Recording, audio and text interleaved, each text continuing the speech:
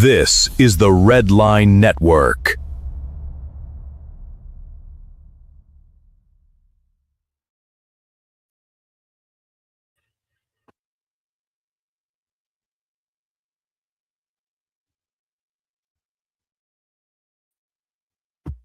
All right, ladies and gentlemen, my little chickadees.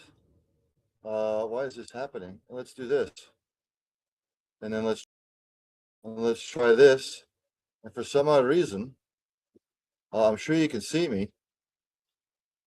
I don't know why it's not showing me on the screen. Let's try this. There we go. Welcome, ladies and gentlemen. It's a Monday. Happy Monday. Monday's blow, by the way. Welcome to Early Eating Sports Buffet with the Ginch. I am said Ginch, Ryan Neff, your host here on the Red Line Radio Network. I'm still trying to tinker with intro music and outro music and stuff like that. I have just not found a really good one that I like. Hey, look, Major League Baseball, we're getting down to the nitty gritty here. Yankees have cut into the Rays lead. Braves are shitting the bed again. The Phillies cut it to 2.5. I don't know what it is now. I haven't looked. I make it a point not to look. EPL basically done with week 1 of the EPL season. 37 more games to go. But let's just jump into it, shall we? There's all kind of news going on. And oh, by the way, this Thursday at the Leaf and Bean Cigar Lounge, the LB, over there in Florence, New Jersey, from 6 to 9 p.m. Eastern Standard Time, I will be doing my college football 2026 preview special. Again, I'm not going to do like some of these clowns where they pick their 12 teams and then they seed them. I'm not going to do any of that. I'm just going to pick the 12 teams I think will make the college football playoff, and then I will pick who's going to play for the national championship, and I will pick my national champion. I'm going to start off with this because it's getting out of control now. If anybody saw yesterday, Mr. Ennis Cantor Freedom was at the Chicago Sky yesterday. He was sitting in the stands. Now, a couple of fans came to his defense. I should have uploaded the video, but I'm sure everybody's seen it by now. He was just wearing a shirt, said woman, noun, adult, human, female. Because he said he wanted to enter the WNBA because he identified as a female. And of course, Natasha Cloud, I'm going to gather that she saw him sitting there with the shirt on, and she started chirping at him. I'm just going to say this, much like with Caitlin Clark. If you show that shit bothers you, you're feeding right into the hype. Period. It's like with Caitlin Clark, going up for a layup, getting hammered. You get up, you put a smile on your face, and you start laughing at them. Because when they see that it bothers you, you are feeding into what they want you to do. Hence, the Natasha Cloud chirping back. A couple of fans said that he wasn't doing anything but cheering the women on. Yes, he had the shirt on, but it wasn't like he was getting in their face or chirping at them, as far as we know. He put on his social media, I just got kicked out of a WNBA game for supporting women. Let that sink in, America. And of course, this all stems from, Sophie Cunningham's comments on transgenders, and then just follow the bouncing ball across the screen. And, in the WNBA, the collective bargaining agreement that they signed in March states that only players who are women are eligible to play in the WNBA. There is no further definition of a woman, and the WNBA has no publicly available policy governing eligibility of transgender or intersex athletes. No known transgender woman has played in the NBA. And I'm going to say this just like I said before. Uh, Women's basketball, there was only the NBA. Well, guess what the women did? They formed their own league, the WNBA. Here's a great idea to all the transgenders out there. If you're a transgender and you're transforming from a man to a woman, and you now identify as a woman, start that league. Start the transgender from a man over to a woman, start that league. If you're a transgender going from a man to a woman, and now you identify, um, if you're transferring from a man to a woman, start that league. A woman to a man, start that kind of league. That kills it then. Boom. In a nutshell. Period. This is just going to continue. Sports across the board right now, it's a shit show. I don't know where it all went wrong.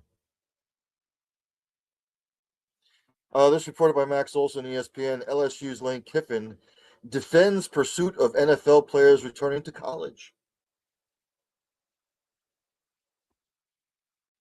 He said, quote unquote, at the end of the day, because of these rulings, they're either going to play for you or they're going to play for someone else around the country. So we've made the decision to recruit them, like probably most people are, talking about NFL players who are now on the cusp. If they get cut and they still have 1 year of eligibility left in college, they can go back to college because of the ruling that states if you incoming class of 2022, they granted them 1 year of extra eligibility. And this is really all stemming from the Browns cut Ole Miss tight end Daquan Wright. And once he clears waivers in the NFL, he's going to go back to Ole Miss. Or actually, he's going to LSU, I believe, because they recruited him. And again, I will just say this again, from somebody who eats, breathes football, it's not collegiate, semi-pro sports at the collegiate level and NFL. And I posed this question to Jay Billis back in April or May, whenever it was that I had him on. Did the NCAA or the presidents of universities or the athletic directors of universities, did they not come up with these different kinds of scenarios before they introduced NIL, before they introduced the transfer portal, before all this eligibility? I really wish that they would go back and take a look at the old model in college athletics. If you come in as a freshman, get your NIL deal, you have 4 years of eligibility. If you get hurt, tough shit. Period. That's just sports. Injuries happen. But if you come in as a freshman, you get hurt, you miss the season, you don't get an extra year of eligibility. You just come back the next year, try again. Period. But guys that are in college athletics, I'll call it college athletics, just to save face. They're 24, they're 25, they have kids, they're married. I don't want to see any of that shit. Period. You come in, you get recruited, you get 4 years. And if you don't like, you get one time to transfer. That's it. Period. And I will say this, if they're going to do it, have contracts that stipulate you have to stay here 2 to 3 years for you to see your NIL money.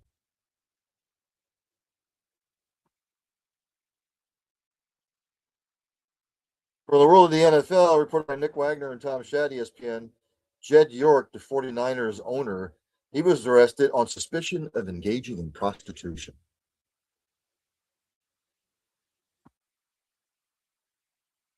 He pleaded no contest to a pair of misdemeanor charges Monday after being arrested in Ohio. What the hell is he doing in Ohio? on suspicion of engaging in prostitution.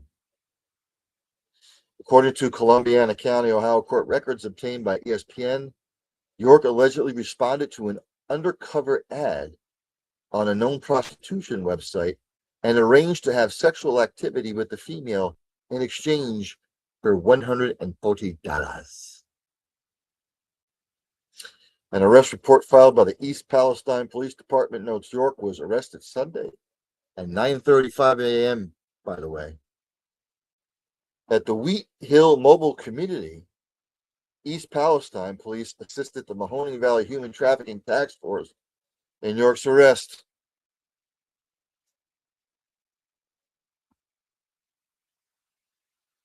The NFL said in a statement that the league is aware of the matter, which will be reviewed under the personal conduct policy.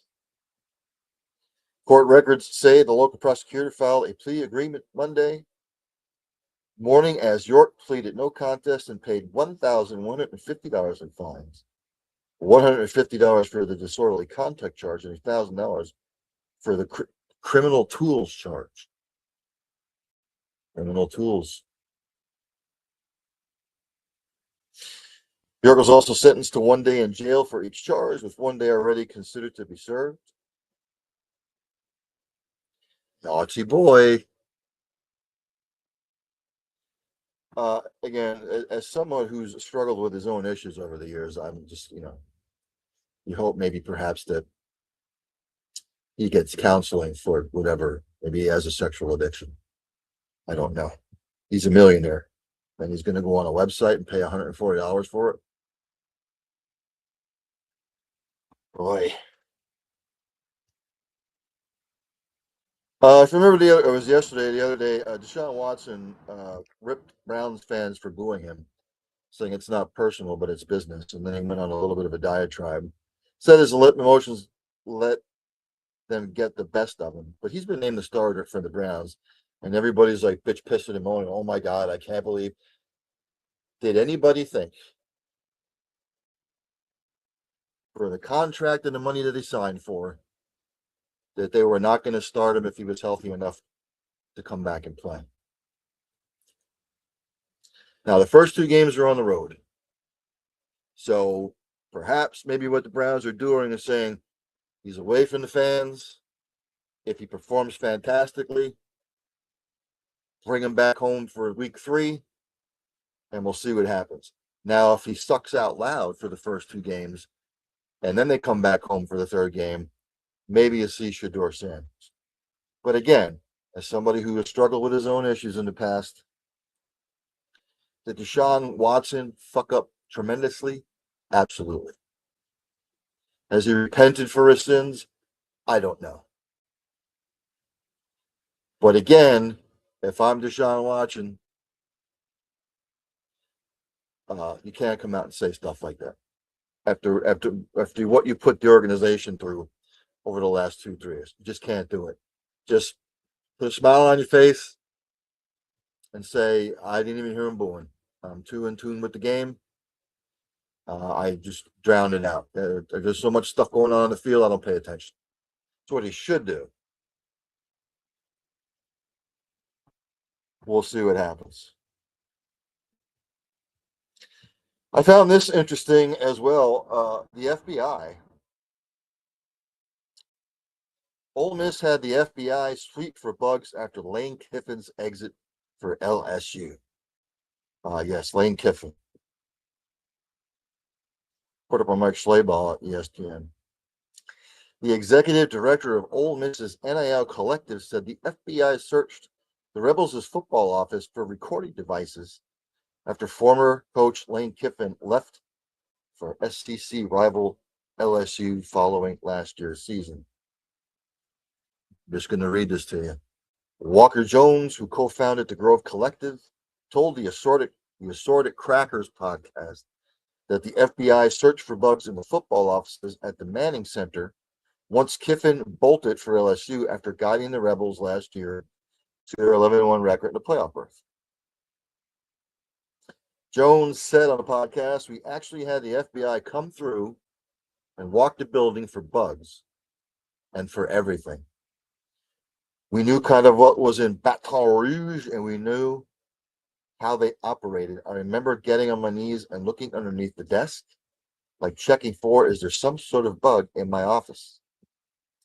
When asked why he was looking under his desk, Jones said, trust me, you don't know this guy, meaning Kiffin, like I did.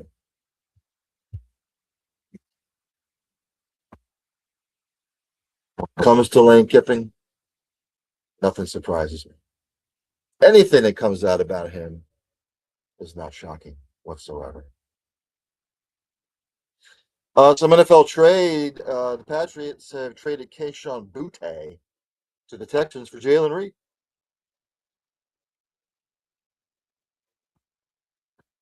This is in reference to Higgins for the Texans going down with the ACL. He's out. Houston sent safety Jalen Reed, who played in 7 games as a 6th-round rookie in 2025, and a 2028 7th-round pick to the Patriots for Boutte. So Patriots, wheeling and dealing, had to do something. Bad news coming out of the NBA. Shaden Sharp for the Trailblazers. He is going to miss 6 months with a meniscus tear. Hopefully he can get back. There you have it. Just look at some more over some other NFL news. Really nothing that I saw that is tremendously sticking out. I did see this today, though, reported by Jamison Hensley, who covers the Ravens for ESPN. Baltimore Ravens center Danny Pinter, he is feared to be lost for the season. They're just saying it looks like a season-ending thing. They didn't stipulate from what I'm seeing here. So there you have it. Let me jump to Major League Baseball. Let's go to the standings as I do each and every Monday in the beginning of the week. In the American League, the Tampa Bay Rays still clinging to a 3-game lead over the New York Yankees. Boston is 6 back. Blue Jays and the Orioles. In the Central, the White Sox continue to lead. They've got a 3.5 edge over the Guardians, 5.5 over the Twins. Tigers still hanging around. They're 7 back. The Royals. Out there in the West, the Astros and the Rangers now tied atop the Western Division. Mariners just 3 shy. Angels Athletics. When you look at the American League, though, out of 15 teams, 1, 2, 3, 4, there's 4 teams above 500. 4. Quite pathetic. Over there in the National League East, the Braves are shitting the bed again, and Phillies caught fire. Braves still up by 3 games on the Phillies. 9 up on the Marlins. The Nationals and Mets shining up their golf clubs. In the Central of the Brewers, 6-game lead on the second place Cubs. Cardinals, Pirates, Reds, you can forget it. And out west, the Dodgers have pulled away again by just a smidge. They lead over the Padres by 9 games, the Diamondbacks by 11 games, and the Giants and the Rockies shining up their skis for their winter vacation. For the wild card, as it goes right now, the Yankees and the Red Sox comfortably in the first and second wild card position. And now the Rangers and the Guardians tied for the last one. Blue Jays a 1.5 back, the Twins 2 back, as are the Orioles. Mariners 3 back, Tigers 7.5 back. Or sorry, Tigers are 3.5 back. Royals still mathematically alive. They're 7.5 back. In the National League, the Cubs, who have not been good recently, they're still +4 to the good. Phillies are +2. The Padres still own the third wild card with a 2-game lead over the Diamondbacks. 4-game lead over the Marlins and a 5.5 game lead over the Cardinals. On the slate tonight, Major League Baseball. Top of the third, kind of a crucial series for wild card hopes. Marlins up on the Red Sox 1-0. Top of the third, Rays all over the Tigers 3-0. Bottom of the second, Rockies and the Nationals scoreless. Later on, you have the Rangers White Sox crucial series, Guardians Angels, Cubs Diamondbacks crucial series, Twins and the Athletics, the Phillies and the Mariners crucial, Pirates Padres and the Reds and the Giants. Some Major League Baseball news. Dana Brown, Astros GM, he has been released.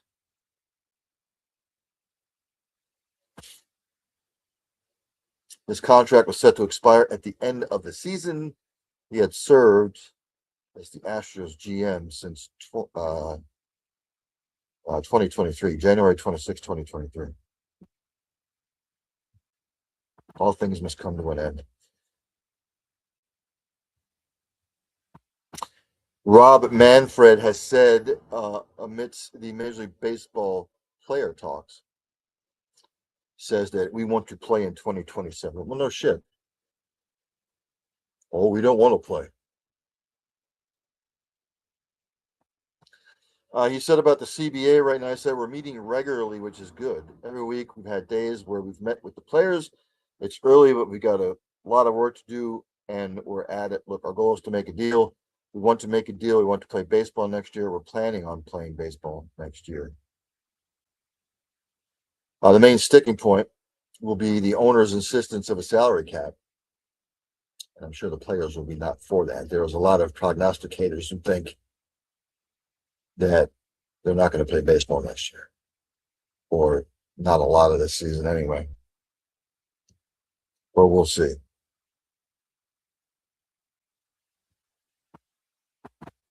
Let's see what else. Nothing of major importance other than the scores. NBA headlines I already mentioned about Shaden Sharp.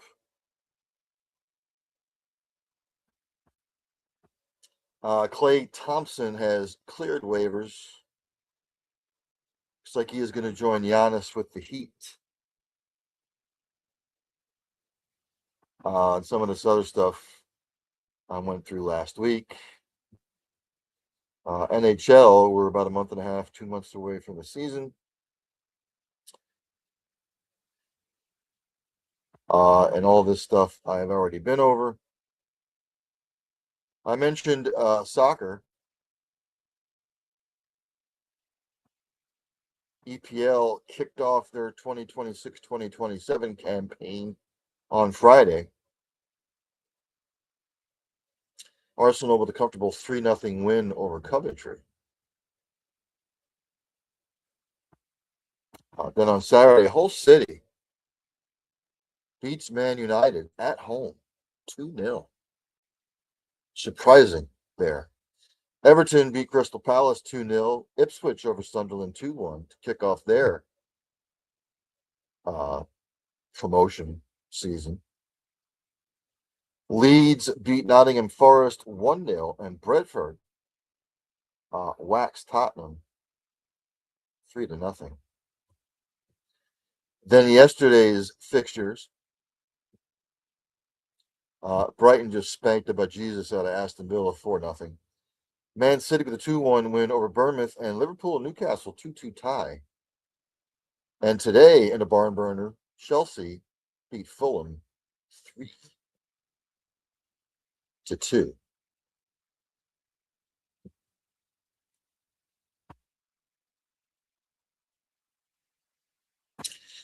Kicking off tomorrow will be the Carabao Cup. An inordinate amount of games tomorrow. Cardiff City hosts Norwich. Doncaster Rovers host Middlesbrough. Barnsley hosts Crewe Alexandra. Blackburn hosts Sheffield. Blackpool will host Lincoln City. Cambridge United hosts Millwall.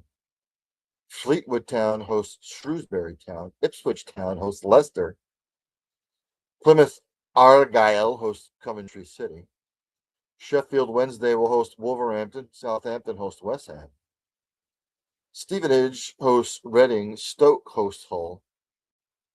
Walsall hosts Leyton Orient. Watford hosts Peterborough United. Birmingham City hosts Brentford, and Nottingham Forest hosts Leeds United. Let's jump to the WNBA.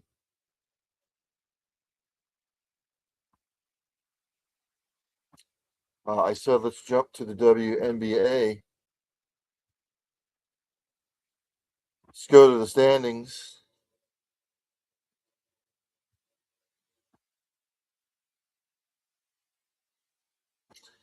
The Lynx still lead and pulling away now over the Golden State Valkyries by 5 games. The Aces, 5.5 back. The Dream are fourth, 6.5 back, tied with the Fever.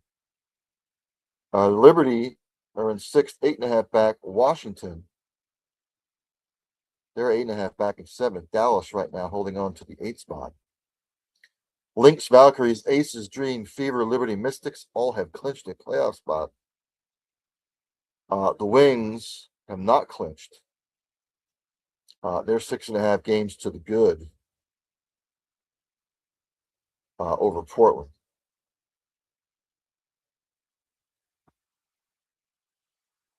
Scores tonight. At 8 o'clock, the Valkyries will host the Lynx. Tasty matchup there. And the Dream will host the Sparks.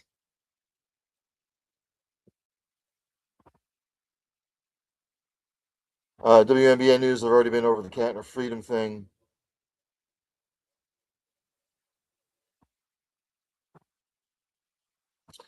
Phoenix Mercury, they have bought out Dewana Bonner, who will seek a title chance. Mercury are going to buy out her contract. That move will send Bonner to the waiver wire. Don't know who'll pick her up. Have to keep an eye on that.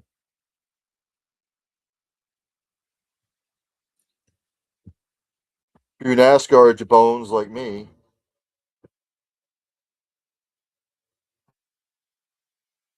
my boy Ryan Blaney won this weekend. He went up there in New Hampshire. He's not really a short track specialist.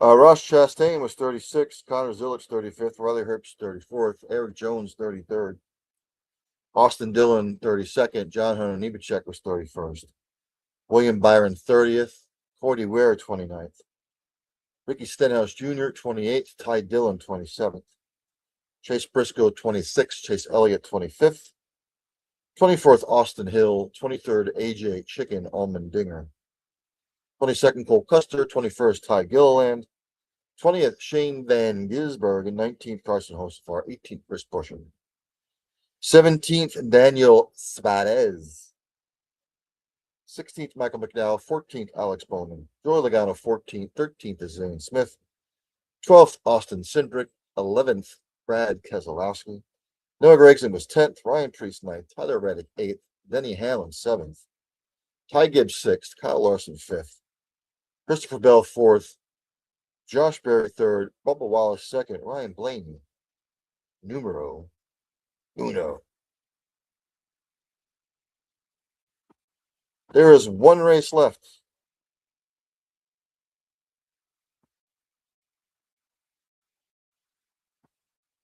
Daytona is this weekend, by the way, the night race. That'll be the final race before they set championship playoffs.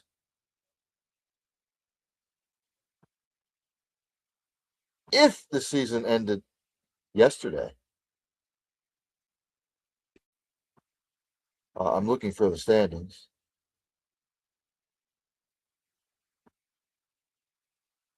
As soon as it comes up here.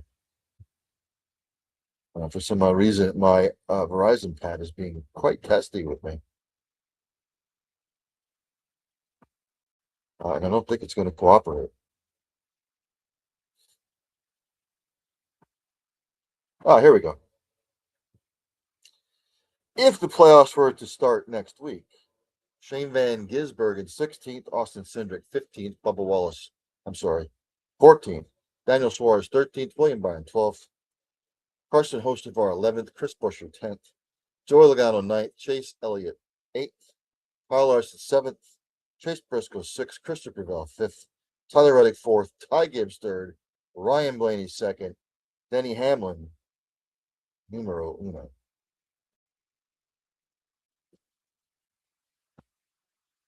Tyler Reddick has 5 wins this year, Denny Hamlin 4, and Ryan Blaney has 3 victories.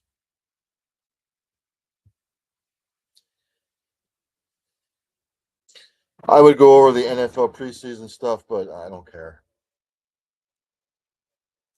Because I haven't done it all year just for shits and giggles. I'll go through it. Raiders beat the Texans 22-20. And there's one more final tune-up for a team or players to make the team. You're looking at the Raiders. Aiden O'Connell was 15-24, no touchdowns, no picks. Fernando Mendoza, he was 8-15, no touchdowns, interception. Mike Washington Jr., 9 carries, 56 yards. Brandon Johnson, 2 catches, 41 yards. Tristan McCullum, Dalton Johnson, 7 tackles apiece for the Texans. Davis Mills, 11-15, 93 yards, no touchdowns, no picks. C.J. Stroud played limited role, 4 of 6, 27 yards. Brett Rippon was 6-10, 44 yards, no touchdowns, and a pick. Woody Marks, 4 carries, 37 yards, and a touch. Marlon Klein, 3 catches, 31 yards.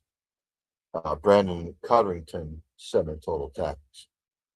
You know what? I'm not going to go through all these because it really means nothing to me.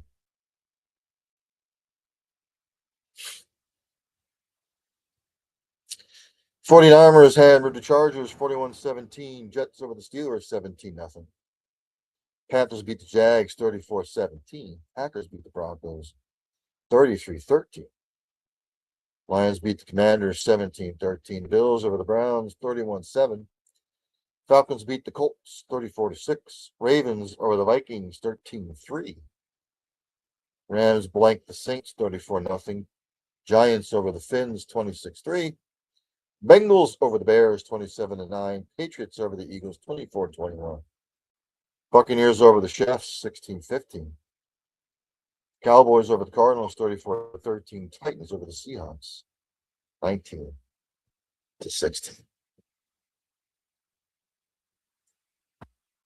Again, this week, starting, regular NCAA football, Division One, FBS, whatever the hell they call it, starts on the 29th. But on Thursday, FCS kicks in. So I would encourage you to check out some of the FCS games.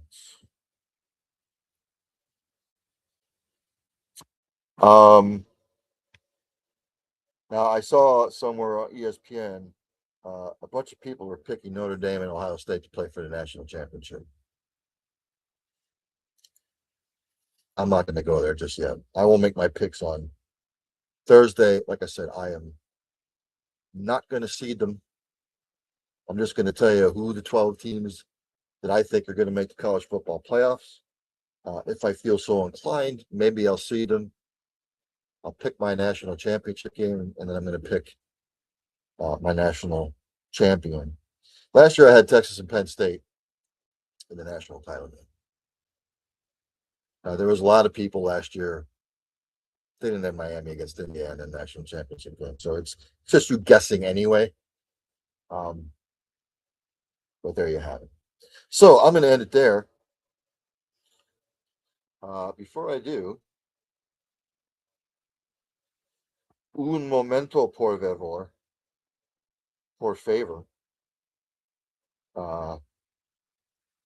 Should have done this beforehand.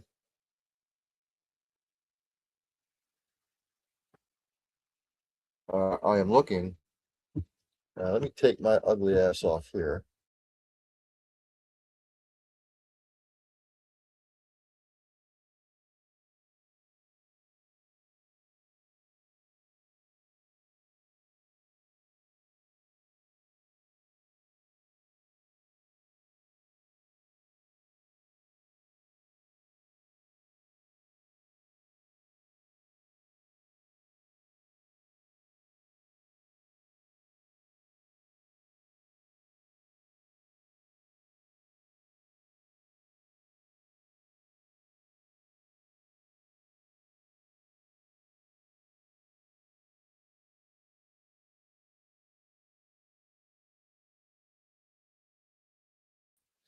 That's going to end it for me. I am more than excited that college football is back on the 29th, on my birthday, by the way. What a there's no greater gift than when the opening day of college football season starts on your birthday. As I end each show, practice compassion, practice empathy, have passion for what you do, whatever it is you're doing. Tell somebody you love them. You might not get a second opportunity. Hug somebody every once in a while. It might make their day. And for God's sakes, if you see somebody struggling, inquire, ask questions. What is bothering them? Do they need help? How can you help? How can you get them help? Because it might not just be saving a life. It might be saving a multitude of lives. Enjoy the rest of your night, everybody. I'll see everybody tomorrow at 7 o'clock here on the Redline Radio Network, 7 p.m. Early evening sports buffet with the Ginch. And then at 8 p.m. tomorrow night, student body rights. I will pick my week 1 top 25 winners with scores, by the way. So there's only one thing left for me to do, and that's for Danny Don Meredith. Take me out. Have a good night, everybody. Turn out the lights, the party's over. They say that all good things must end. Call it a night, the party's over. And tomorrow and next year starts the same old thing again.